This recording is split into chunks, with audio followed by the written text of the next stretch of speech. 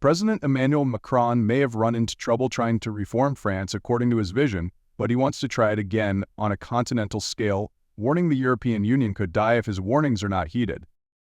French President Emmanuel Macron spoke at the Berlin Global Dialogue this week, an event focusing on shaping a new economic era, making stern warnings that China and the US were leaving the European Union behind in key areas of development, and calling for reform to catch up. The remarks are just the latest instance of the French leader warning the EU faces death if it doesn't follow his lead, having previously used the word to describe the threats he perceives from Russia and his own political rivals on the right wing. Addressing the forum, Macron said the EU could die. "We are on the verge of a very important moment. Our former model is over. We are over-regulating and under-investing. In the 2 to 3 years to come, if we follow our classical agenda, we will be out of the market." So remarkably, the French leader advocated considering breaking with international organizations to further European interests, citing the World Trade Organization.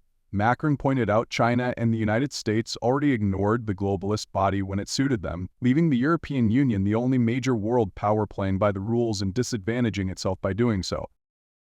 He said, reports Politico of his address, "If we want clearly to be more competitive and have our place in this multipolar order, first we need a simplification shock. 5 years ago we thought that with China joining WTO it would comply with the laws. It is not the case. I have a suggestion. When both US and China do not respect the rules, we should not be the only one in the room to just abide the rules. This approach should fall short of Europe becoming protectionist." He said although many would state protectionism is woven into the bloc's DNA, but this is an awful world and the Union should be fair to our industry, our farmers, our people. Macron said areas Europe was falling behind and included economic growth, investment, artificial intelligence, defense, and security. The answer, inevitably, is more Europe, meaning more rule from Brussels. Macron prescribed a further deepening of single market rules and said, per Euroones, that if his warnings were ignored, the bloc only had 5 to 10 years until it would have to launch a rescue plan to save itself. Francis Le Figaro focuses on Macron's declaration that reform of Europe is something he wishes to devote much more energy to, no doubt a concern domestically given the state the French government is in. Macron's politicking, including calling snap elections earlier this year in a failed bid to defeat his rivals, has left Parliament in disarray and government formation fractious. Even as a new French government is being sworn in this week, it is far from certain it will even see the year out. The paper relates he stated in Berlin of his ambitions, "For me, the first priority is the European scale. This is where we can unlock a lot of growth and potential."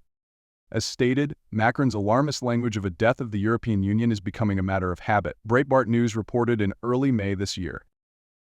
Macron declared that Europe is mortal and could die partly due to the threat posed by Russian aggression after its February 2022 invasion of Ukraine.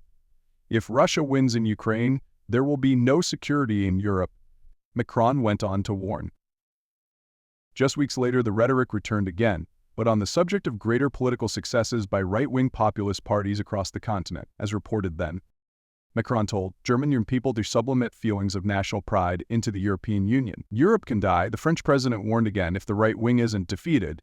We have never had as many enemies inside as outside, Macron said, expressing his hyper-globalist assessment that nationalism damages democracy and that there was a fight on to prevent this process.